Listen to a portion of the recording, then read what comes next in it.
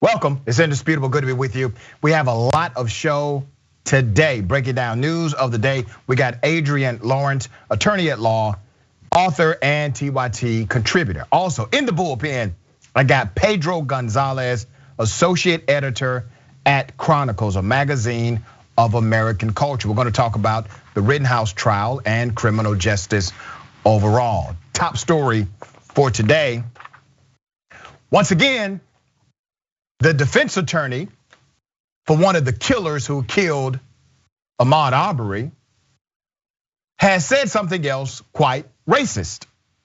Now, I want you to hear my conclusion at the end of this story because it may be different than what you have been thinking.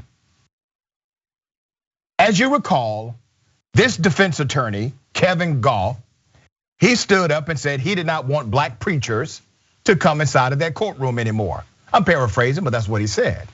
And then he mentioned the name of Reverend Jesse Jackson. Well, Reverend Jesse Jackson had never been in the courtroom. He was not there. And according to my sources, did not plan to come. But after this happened, he did. He showed up. And here's what the defense attorney said. He said, I object. How dare they bring Reverend Jesse Jackson in here? Here's what the judge said. What you're doing. I have already ruled on this court's position with regard to the gallery. And with all candor, I was not even aware that Reverend Jackson was in the courtroom until you started your motion. I have indicated the court's position. The court's position hasn't changed. At this point, it's almost as if you're just trying to continue this for purposes other than just bringing it to the court's attention. And I find that objectionable from the court standpoint. Let me be the interpreter for Judge Timothy Walmsley here. Judge is saying, you see, I peep game. Why you keep bringing this up in my courtroom? I think you're trying to do something other than what you're objecting to. You see, I actually believe the judge is onto something when he said, this seems like something other than the objection. Now, I want you to follow the timeline here. This defense attorney says black pastors should not be there with the family of the victim. Well, black pastors are now going to be there in huge numbers this Thursday. There's a coordinated trip. He then mentioned the name of Reverend Jesse Jackson, who was never there in the first place. Now, Reverend Jesse Jackson is there. And then he objects to Reverend Jesse Jackson being there. You see, when you object, you preserve the record for appeal. And I think that is the tactic of this attorney. Thankfully, we have an attorney on the show that can tell me if I'm absolutely 100% off basis here. Attorney Adrienne Lawrence, have you been thinking along those lines also at all? Yes, I definitely say that you are on point with this one, where we have this attorney here, this defense attorney trying to essentially create this narrative that possibly could be used by the defendants if they're convicted and they need to appeal. And what that attorney is kind of hoping is that maybe there will be some appellate judges out there who will play into this racist rhetoric, this thought that having black pastors in the courtroom in some way, despite the fact that, as the judge indicated, he didn't even notice if they were there or not. And so essentially all he's doing is dog whistling all day long and hoping that in the event that his clients are convicted, that he can dog whistle all the way to the appellate level. And it's really disgusting. And the good thing is this judge seems to be hip to the game. The judge is definitely hip to the game, but Adrienne, this tactic may actually work. If there's a conviction, and we are hoping so, the appellate process may be different because you're right. In the appellate process, he could possibly find a very friendly judge to his case, just like the judge in the Rittenhouse case is very friendly to Rittenhouse. These judges exist. And at the appellate level, because of the discretionary of probative versus prejudicial, the appellate court can rule either way. Yeah, you never know necessarily what those judges will do at the appellate level, especially since what I find that this defense attorney is trying to really signal and to indicate is the thought that you have these black pastors who have been involved in movements where whether they've been peaceful protests or whether they've been involved in riots or whatnot, it's the thought that there will be social unrest and upheaval, and that essentially the signaling of these pastors being present is a way to alert the jury that if you do not convict here, that you are going to have problems in your communities. And that's what I see the message is trying to intimate. But really it's based on ignorance, because these things are, it's by virtue of the fact that what we have here is a murder trial where a man was hunted down and killed like he was some kind of animal, despite what is abundantly clear to be his complete and total innocence. And so the fact is that justice should be done. And also this is an open courtroom. Whoever chooses to attend should be able to attend as part of the public justice system, and we, the people, having our right to play a role in the process.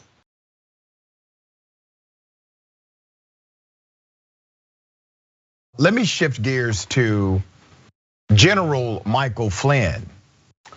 General Flynn, former NSA advisor to former President Donald Trump, who has admitted to being a corrupt individual. He told the FBI, yeah, I'm guilty, I did it, I'm corrupt. He now says that the United States of America should have one religion. That religion should be Christianity. Here it is. And they're talking about the United States of America.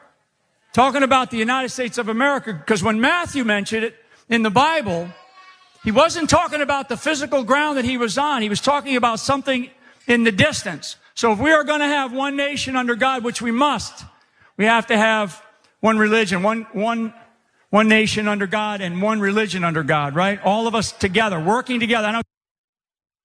Okay, so a few things are problematic with his statement. Number one, he doesn't believe this. You see, Michael Flynn cannot get a check outside of QAnon. Nobody will give this guy a serious job. So he is on the QAnon speaking circuit and absolutely nothing else. He knows that. He needs to still make money. So he says things that connect directly with the QAnon base, number one. Number two, I find it quite ironic that he would spew something like this, knowing good and damn well he could not live under a theocratic government. See, a theocracy would say it's illegal to lie. You see, that would destroy all of them immediately, all right? So Michael Flynn is saying this, he's on this tour with QAnon, and he is promoting this one religion in the United States of America. Maybe he wants an official religion, but here's what's going to happen. They are going to dangle this carrot in the face of conservatives. This is the new red meat. And we've seen this happen before. This is just a political ploy. Now there's going to be a segment of this movement saying, we want Christianity declared the official religion of the United States of America. And people like Michael Flynn and others, they will say, oh, absolutely. All you gotta do is vote us in. Vote in the people that believe like us, and voila, we will do this for you. Even though it's contrary to the actual US Constitution. Let me be clear, to answer that issue, the US Constitution is a wholly secular document. It contains no mention of Christianity or Jesus Christ. In fact, the Constitution refers to religion twice. In the First Amendment, which bars laws respecting an establishment of religion or prohibiting the free exercise thereof. And then in Article 6, which prohibits religious test for public office. Both of these provisions are evidence that the country was not founded as officially Christian. And many of what we deem to be the founding fathers practice what's called deism. All right, Attorney Lawrence, what are your thoughts? Well, I think this is another reach, as you mentioned, with Michael Flynn trying to make money by virtue of the fact that he is probably largely insolvent. It's just really sad seeing what these people are willing to do to our democracy, and knowing that they have essentially a lot of followers who aren't necessarily thinking that well or for themselves. And we also know that the fact is, to have a theocracy in our nation, it would completely undermine this idea of our democracy, and it would be essentially what the founding fathers were trying to get away from, arguably, when they came here and built this nation. It's unfortunate that we see individuals like Michael Flynn using their power to essentially corral the ignorant to really push this agenda. And what's going to happen is that many inside of this movement, they will start believing that somehow they should now push for a one country religion, and that will save the nation somehow. And it's just so, it's not even authentic. I don't besmirch people's religious beliefs, but these guys typically don't believe what they say. All right, they're manipulating others. Do you think at any point, Adrienne, QAnon followers will get hip to the game that these cats are running on them? You would like to think so, but I think a lot of them are not necessarily fully plugged in until they start suffering some severe consequences. As we've heard from a number of people who are facing charges or have been convicted with the January 6th insurrection, they really start realizing that Trump isn't there for them. I think it's a similar thing with QAnon, where they have to start getting those consequences to come in before they realize that this isn't necessarily the right thing to do. Okay, totally unrelated, but I thought it was fascinating. The juice is loose. OJ Simpson, okay? OJ Simpson was at a bar having a good time. Now, I believe OJ is a killer. That's what I believe personally. You may disagree with me, and that's fine. I think he either killed those people or he was involved. That's just where I'm at. And then he gets arrested for stealing his own stuff. What an idiot. Now, we had the Me Too movement. We know that women's space, at least people like OJ should know this, that the space of a woman should be respected. And then this happens. Here it is.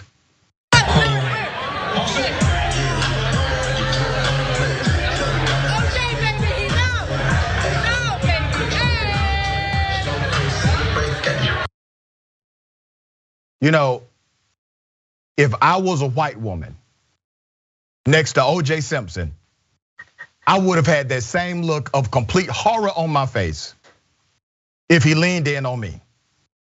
If any white woman runs away from OJ, I would dare say they're not racist. That's understandable. Adrienne, I just had to cover it. He does all of these blogs and he goes on his social media rants on Twitter. He's out here living his best life. Like I said before, I think the guy got away with murder, so I don't have much love for him. What are your thoughts here? Oh, I feel the same way you do. The audacity is surreal. Seeing him lean into that woman just to, get a little kiss on. It's like, come on, bruh. You are a known abuser, and arguably you've got, a few murders in your back pocket going on here, whether you're convicted of them or not. And so it's weird that he doesn't realize how fortunate he is to even be walking free, but to see him actually essentially disrupt women's spaces and lean in the way he did, this man is never gonna get it. Yeah, and you gotta realize that his narcissism is clinical. And I didn't think of this until he wrote the book, If I Did It, right? And then outlined how he actually did it. But the issue is, this guy is likely gonna be incarcerated again. I mean, I would put good money that before OJ expires, he is going to go back to jail. Am I just too far off here? No, I don't think you're wrong. He's not getting it. And he also already went to jail for that robbery charge. So it's like the man clearly doesn't get it. And he's just pretty much unapologetic, audacious, egregious, and it's just a matter of time. Yeah, so we'll see. And his commentaries are insane. He does a lot of pontification about politics and sports and social issues, and he has a really strong following. Now, many people are following him and laughing at him, not with him. And they do continue to remind him that he is a killer on his social media pages. So, he puts himself out there like that on a regular basis. I guess he's okay with the attention. All right, we got more on the other side. It's indisputable. Stick and stay.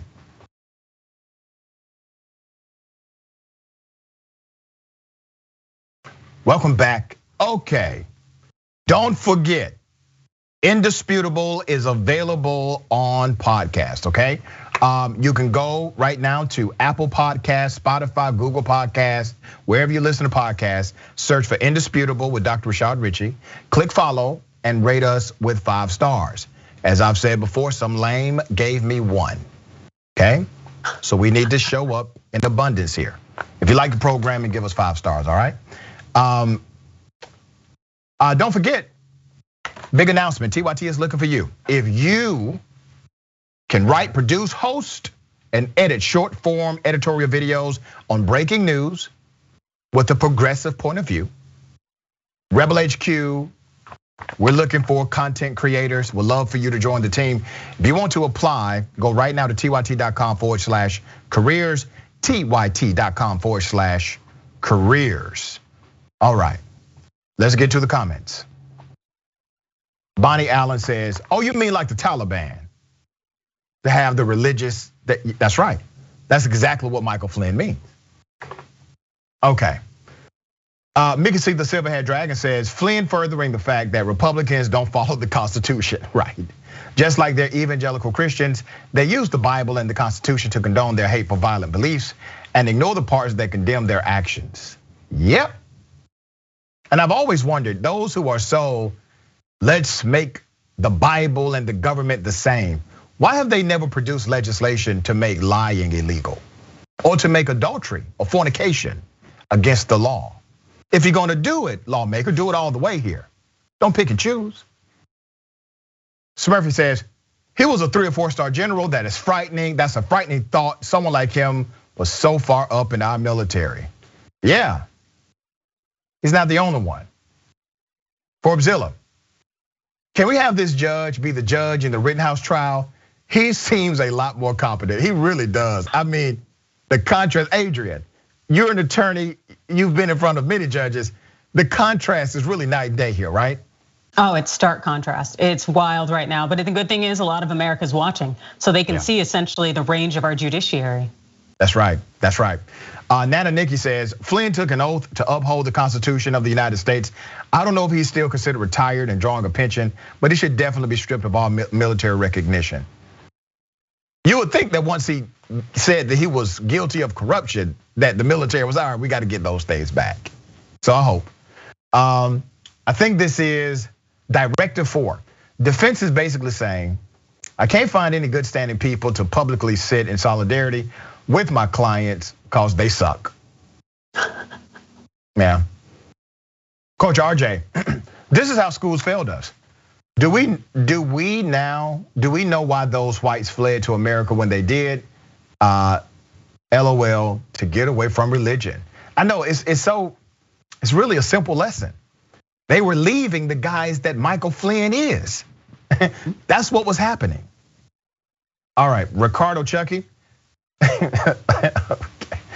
OJ, she just wanted a story for the gram and got more juice than she wanted. That's it. She was just trying to get likes on the gram. Juice is loose. You got to be careful. Somebody may need to check on her. Okay, Kev Z 247. She ain't trying to be the next victim. No, that's right. That's why I said if I was a white woman, I don't play with OJ. Please don't play with OJ. This is a warning to all white women out here. Do not play around with OJ Simpson. Okay. Kyle A315. The judge is definitely better than the Rittenhouse judge, but that's a low standard. It really is a low standard, but yes, the contrast is there. Wizard McCoy says, so Flynn wants to rewrite the Constitution now. I thought they always quote the Constitution when it's their rights they view being violated. Boom. But remember, it's the same thing with their Bible, right? They quote the parts that they feel supports the argument. Same thing. Egypt 5. if I was a white woman next to OJ, I would stop being one of those two things. I would stop being one of those two things. And the easier one is the one involved with location. That was funny. I appreciate the laugh today. All right, ladies and gentlemen, I wish a Karen would.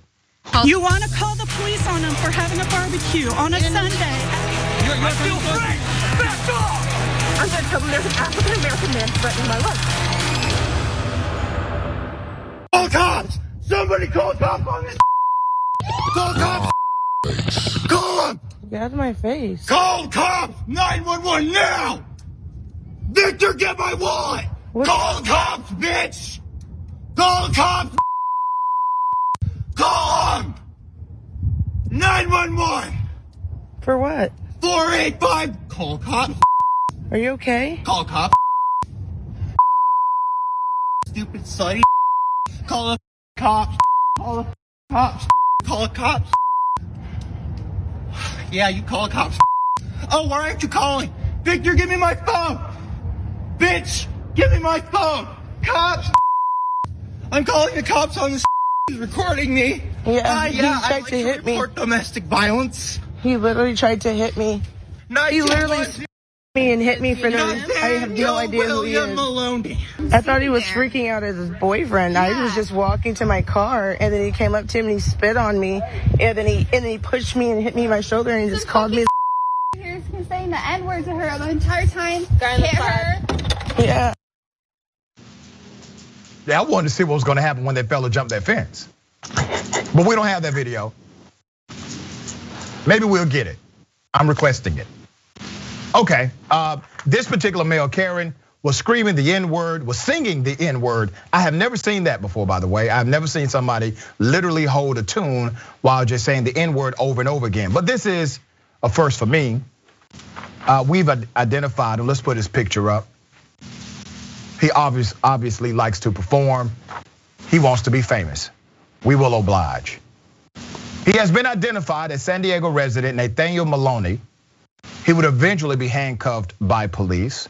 Maloney's Facebook profile revealed a very profane, graphic attack on President Joe Biden as his last post.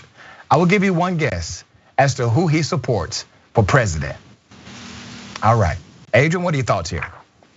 You know what, it seems really scary to be in that situation, to not know that person, to not know why they are coming at you, but they are unleashing all sorts of just tomfoolery, nonsense, and ignorance, and especially an individual of that size. So I really feel for that woman, and I'm glad she was able to record it. And I too would very much like to see what happened after that man jumped the fence, because he looked like he was ready for something. And there might be a reason we didn't see the rest of that footage, because who knows? But still, like, these people out here, we should not be giving them kind of that benefit of the doubt when it comes to the thought of maybe they are inebriated, intoxicated, or have mental health issues. No, I think a lot of these people have chosen this route, and this is the direction that they're going, whether or not we think it's logical. The fact is that they're choosing this and that they need to be held accountable.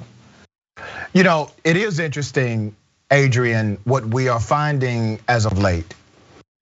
Cameras or the smartphone recording a person's action no longer shames them into straightening up their behavior. The reason why the phone typically starts recording is not to document, it's for safety. Because there was a time when that record button would be hit and the person would go the other way. That person would try to hide their face. Why do you think this massive shift has taken place to where nobody, or at least people that exhibit this level of Karenicity, they do not seem to care that they are being recorded in this moment? Well, I think that there has been a drop in the bar in terms of etiquette and people really caring about their reputations and opinions. What we saw with the Trump era is the fact that he can have himself and many others out there essentially engaging in like racism, all sorts of sexism, and just saying things that are just utterly offensive and disgusting, yet they still stay on top and they still continue to do fine. So people are seeing this, and I think that they're thinking the same thing will happen to them, that, oh, I'll survive. It'll be perfectly fine.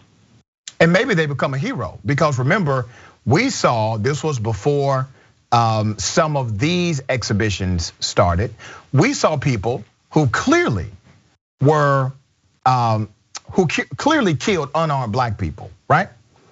And then after the video comes out, they get a GoFundMe that raises $300,000, $400,000. So they become a hero, right? You got people that are praised for killing unarmed black people or for saying the N-word publicly. And these individuals become stars to a certain segment of American society. So I think part of it is exactly what you said. And then there's this other part where there's a crowd that will celebrate them in their insane racism against somebody else. Yep. They are doing it for the likes, the clicks, and the fact that they think they will be just fine in the aftermath. And the problem is that too many people are enjoying that kind of legacy right now, where they've said all sorts of things on camera and they are uplifted and they do just fine. Yeah, and that's why people that employ others, you have to really, really enforce those morality clauses, because typically every job you work for has a morals clause. And that means that what you do outside of your job, if it brings a reputation issue back to that job, you can be let go, right? So we need to make sure that employers are stepping up and doing what they're supposed to do here. Okay, Adrienne, have you ever went to a play and it was not as good as you wanted it to be? Yeah, I think so. It happens, right? I've been to a movie. Yeah, I don't really movie, do definitely. plays, right? But I've been out, thought the thing that I was going to see would have been better than it was. You know what I didn't do? I didn't do this. Double dose. You want to call the police on them for having a barbecue on a Sunday? You're still free! Back off! I'm going to tell them there's an African-American man threatening my life. Oh my God. Christmas Carol thing is to get out of a Christmas Carol. Get out of my country. Boo! Boo! I thought she was British. You ruined my night at the play. Yours is gonna suck. She also moving her. You didn't tell them to stop mocking me, Elton. And that's why this stands here. They're mocking Shakespearean drama while they watch an English play in the round. Losers! Losers, all of you! You don't know what Macbeth is! Macbeth! I am waiting for the conference! Get her out of here. Got her meds. I will remain until they come out! Stop mocking me! 1,000 people are mocking one! This is my violence! No. Get out of the British play if you don't like drama! Stop doing it! I wish I had a life to where I could get upset about some things that upset white people. I mean, if what offended me was somebody who did a bad, I don't know, Shakespeare play, a parody of it, and it got me that angry, because that's just the worst thing you can do based on my experiences, exposures, and environments. That would be a remarkable, privileged life. But I have to get upset about things that are connected to me and my community, quite different. So this person decided to give her bad review. This Karen gave her review of this particular play in real time, and then decided to go racist by saying, go back to your country, which seems to be a default line by many Karens when they're upset about random things. Did you see the same here, Adrienne?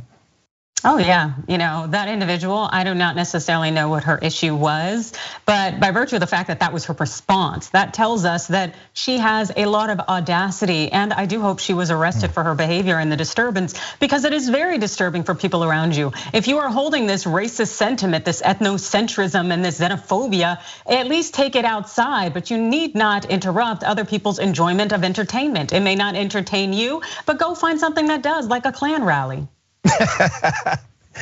That was hilarious. And we have gone away from the days of calling corporate, speaking to a manager. Remember Karens would do that? I mentioned yesterday, like that used to be the level, the height of Karenicity. And maybe you get an email, maybe they go on the 5-star review page. But now this is happening, and we will see if there's a follow-up to it. We have no information that this person has been arrested. But remember, Adrienne, Just a few days ago, there was another Karen on a comedy club stage, decided to go up to the stage during a comedy routine because she was offended. Well, I'm going to comedy shows. Honestly, some jokes actually did offend me personally. I never thought that I should go on the stage and stop the comedy set. Now, here's my question. What do you think she would have done if the management and security did not intervene? Was she going to take the microphone? Like, what's the end game here? What's the goal? I don't think she had fully fleshed that out in her mind, but I definitely could, see her on stage. And I don't know if she would have taken it to another level, made it her own pulpit and given her sermon.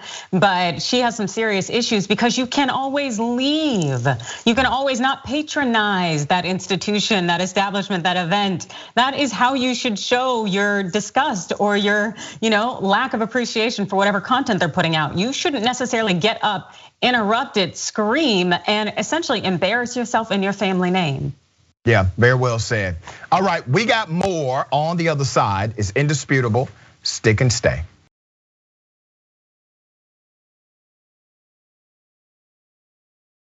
Welcome back. Okay, we got a lot of comments. Let's get to it. TYT member, Mickey C, the silver-haired dragon. I moved out to the boonies 40 years ago. And other than when I had to work, I became almost a total hermit. How could I have known that it would become a necessity with all the loonies out there? Imploder Brandy says, boy, back to your country while watching a play that originated in another country. What the? Great American Healthcare Famine says, holy cow, Dr. Richey, that is an all-timer Karen. Rarely do you see a public display like that in the theater. We really do need to have, like, who's that guy that does the National Geographic voice? We need to hire that guy to narrate Karens in the wild, in their natural habitat. And we're just observing them, and then here comes an anti-Karen. Let's wait to see what happens here. I missed that. Okay, super chat. I think this is Tracusian. Forgive me if I said it wrong. I had a Karen come out of her house to yell at me and my 11-month-old baby for letting the dog pee on the bush next to the sidewalk on public land.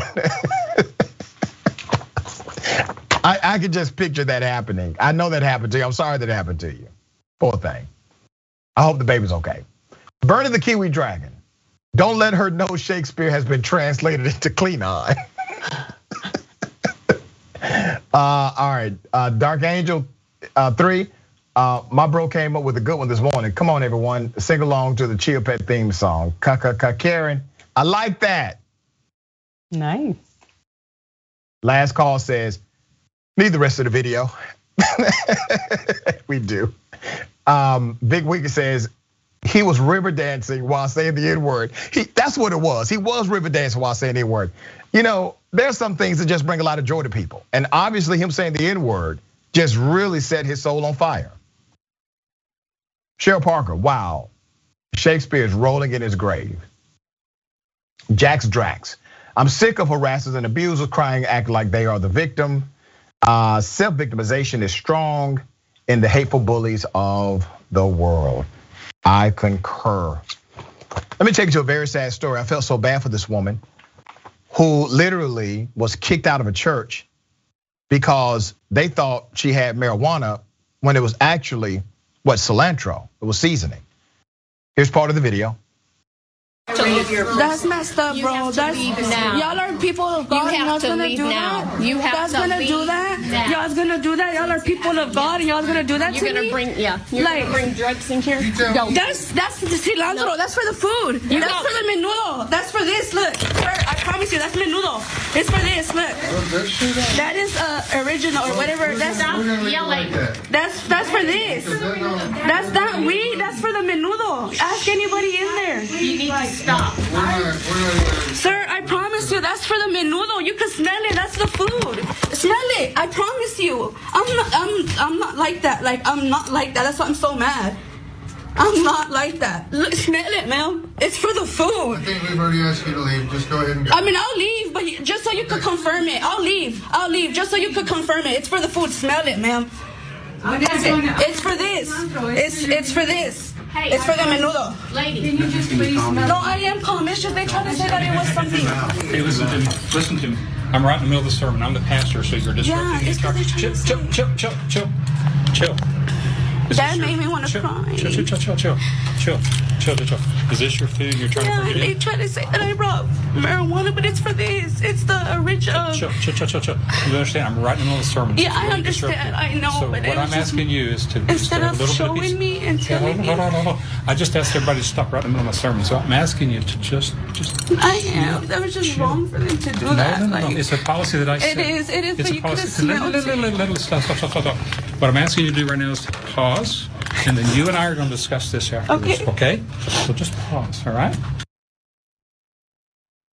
I feel so bad for this woman, having to explain her food because of the assumption that she's bringing in drugs to a church. It's seasoning.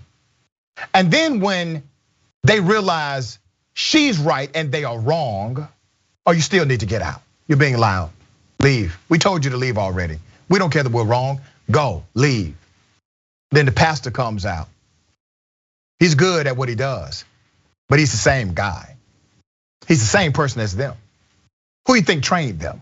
He did. They are a reflection of his leadership.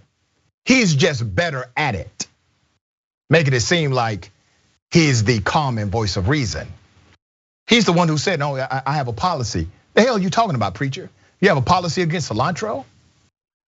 You should have a policy that looks somewhat like you giving a damn about the least of these. That's what your policy should say. I mean, I'm sorry you had your sermon interrupted. I'm sure you were preaching real good about white Jesus and all of the values and all of the great things that God would do for people and how we should love humanity.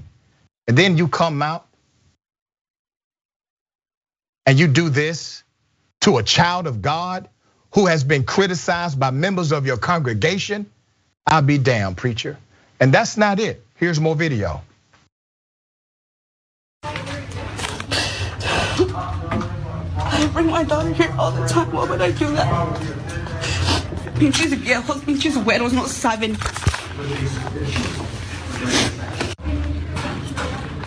Excuse me, can I get my food back? I don't have it. So y'all just throw it away? I didn't do anything with it. Can you ask him? Because that's for my food. That's what I put on my food. That's how I eat it. That's like the... Oh, I think my husband has it. Can you ask him if I can have it back? You can ask him. Have it back. Well, it's my food. I literally trying to give you our time, you know. I know, but it's... I'm gonna have it tested and... Oh, you could do that, but it's my food. If you want it back, we can call the police. I mean, it's food. He's around there somewhere, and I think he's gone. Okay. You heard him. You can't have it back. We're gonna have it tested. If you want your food back, call the police. They stole this woman's food, accused her of bringing drugs into the church, which she absolutely did not do. When they realized they were wrong, instead of actually admitting to their failure to be sensible, they decided to double down and still say, you have to get out. And they called her lady. Lady, you have to leave. Lady, you have to get out. The lady has a name. Her name is Ashley. Ashley Antiveros. Ashley said she was upset at how she was recently treated by members of Redemption Mission Methodist Church, 1320 North Pennsylvania. Let me say that again. Redemption Mission Methodist Church, 1320 North Pennsylvania. That's who stole her food after accusing her of bringing a bag of marijuana to the church when it was actually a bag containing cilantro and oregano. The woman told KOCO Channel 5 that the bag also contained limes and onions. Yeah. She was bringing food there because that ministry is connected to a jail ministry. And she was bringing food there to share with her sister, an inmate who attends the church service at Redemption Mission. The church claims that it was against their policy to bring food to people. But that's not what that argument was about, was it? The argument was that she had marijuana and she never did. Adrienne, things like this really piss me off. Absolutely, and I just felt so much anger. And the fact that this woman who is trying to participate in these Christian activities is confronted with the most un-Christ-like behavior, where she is essentially being judged. This is unconscious or conscious bias at play, essentially associating what she has as being drugs as opposed to seasoning. And I know there's a great joke out there with the thought that these people cannot recognize seasoning when they see it, but at the same time, what they're doing is essentially changing this woman's life, because to be accused of bringing drugs, especially from people who preach this ministry, that's very, very, very hurtful. It is damaging beyond belief. And for them to have maintained that mentality even after they knew they were wrong, this tells you these people are not Christ-like, nor should they be in any kind of position in which they are in. And this is just, it's disgusting. Yep, well said. All right, let me show you another person who should not be in their position. What if I told you there was a cop, an actual police detective, who went to a strip club and decided to skip on the bill, owing a whole lot of money? That's not it. It gets deeper. This is a Baltimore police detective who has now been charged with theft, assault, and destruction of property after attempting to leave a strip club without paying his tab. The detective's name is Robert Burns. Detective Burns, a 27-year veteran of that department, was charged as police say he tried to leave Ches Joey on the block, the city's red light district on Baltimore Street, without paying after midnight early Sunday morning. Okay, this guy's already a piece of work. Charging documents state that a bartender at the bar alleged Burns and retired officer Brian Hake did not pay their tabs, which totaled more than $1,000. Hake and Burns both joined the department in 1994. They're buddies. See the record show? When a fellow officer approached Burns and Hake to pay their outstanding tabs, charging documents state that both of these cops refused, with Hake claiming he already paid his. Burns then tried to violently push his way through the officers and out of the establishment, and he ripped the jacket of one of the cops. Now, why is he acting like this? Because he's pulling rank. He's a detective. How dare you approach me about not paying my tab, right? He doesn't care about the industry or the women that have worked all night. I don't moralize against those who are in the industry of exotic dancing. Okay, it's a profession for many. But this cop, this is a dirty move here. Everybody should agree. All right, get out of my face. I will destroy all of you. I mean, he sounds like Denzel on Training Day. Get out of my face. I will destroy all of you. Burns is alleged to have said while pushing through the group of responding officers. One of the responding officers eventually pointed his taser at Burns. Charging documents state, threatening to use it if he did not comply and telling him he'd be arrested if he left the club without paying. And then Burns told him, "I'm calling your bluff." Well, he was right. They did not tase him. When Burns got outside, they arrested him. He is currently being charged with second-degree assault, theft, and destruction of property. They're doing the hide and seek thing with this cop's photo. So I don't have a picture of Detective Robert Burns, but I got a picture of his boss. Let's put his boss up here. Baltimore PD commissioner, he's the man in charge. Buck stops with him. Michael S. Harrison. All right, quite insane here. Not only did he skip out on this tab, he probably did not intend to pay it at all, which is a crime, by the way. And he then commits assault on police officers. What are your thoughts here, Adrienne? Well, I think these individuals thought that they were above the law. And the fact is that these individuals who are working in this establishment are hardworking people, and they don't deserve to be treated this way. And we could expect that the officers would not be doing this at Macy's. So why do they feel that they can do this at this establishment? And it also makes me think that they've probably abused their positions of power before. And you know what? I really know that these departments, they need to do more to crack down on this, because what those officers probably did was think that that the individuals working at this establishment weren't worthy of protection, that society wouldn't care, and thus they can exploit, take advantage of them, do whatever they want. And those are the people that need the most protection because of mentalities like that. That's right. And don't think this is isolated. Don't think they're just bad guys at the strip club. Don't think they just fight and commit criminal activity at a strip club and theft at a strip club. This is connected to their core character.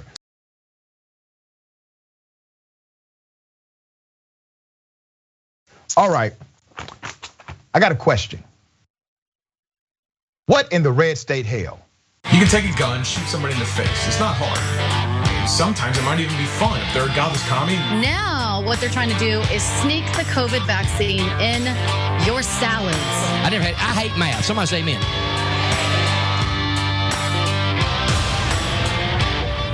A lot of people left because of you, and they were complaining about the mud. It's your problem as well, because this is a community park. This is not your park. This is a community park. How does that feel? How does that feel? Hey! How does it feel? Stop it! Stop! Why hurt the female? What's wrong? So what the hell? What, females can't get wet? No. You did it to me! Get the hell out! Get out of here! Get out of here! This is a dog. Leave it alone! Don't do that! How dare you? Call the police! You two are attacking him! No, we're not! We're in the front line! Water here. Okay, why are you right now? I didn't attack you. Yes, we can't do that.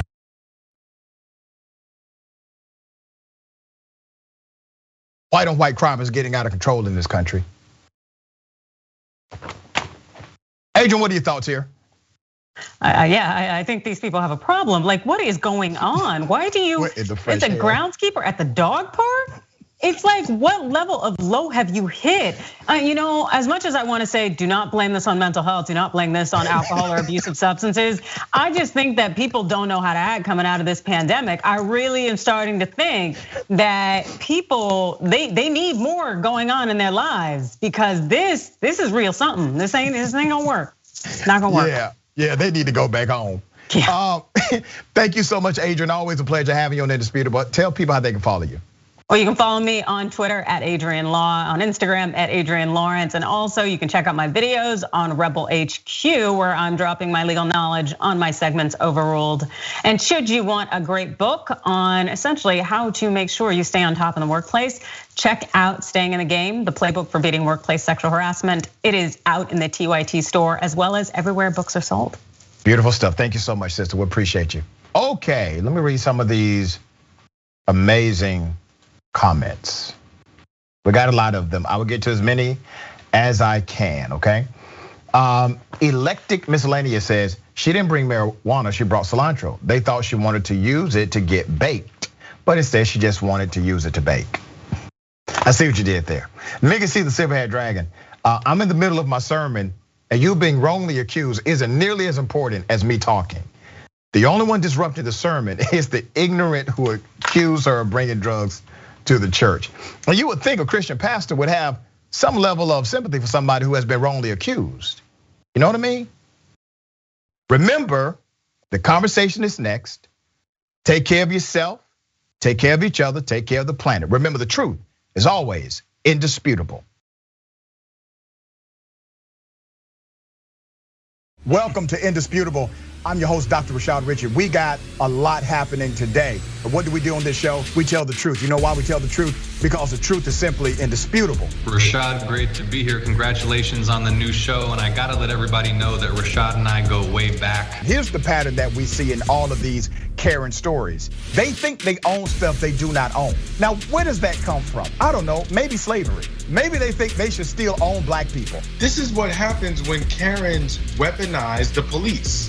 When you're used to privilege, equality seems like oppression. It hits you in a certain way when someone is holding you against your will, treating you like you're a criminal and you're an innocent person. This is something that black people face no matter where they are. A stronger black economy lends itself to a stronger, greater economy. Don't think it's exclusive of you, it's inclusive of you. What's your beef with critical race theory? It adds more fuel to the fire of the racist tendencies that we already have. We have a generation of problem solvers that can remedy the problem if they are properly taught what the problem is. You know who created redlining in this country? It was a white liberal. I don't give a damn who created it. If it's a racist policy, Shelley, here's what I don't know. I don't know. See, there you go filibustering, brother. You're scared of this truth, but you're gonna get it, though.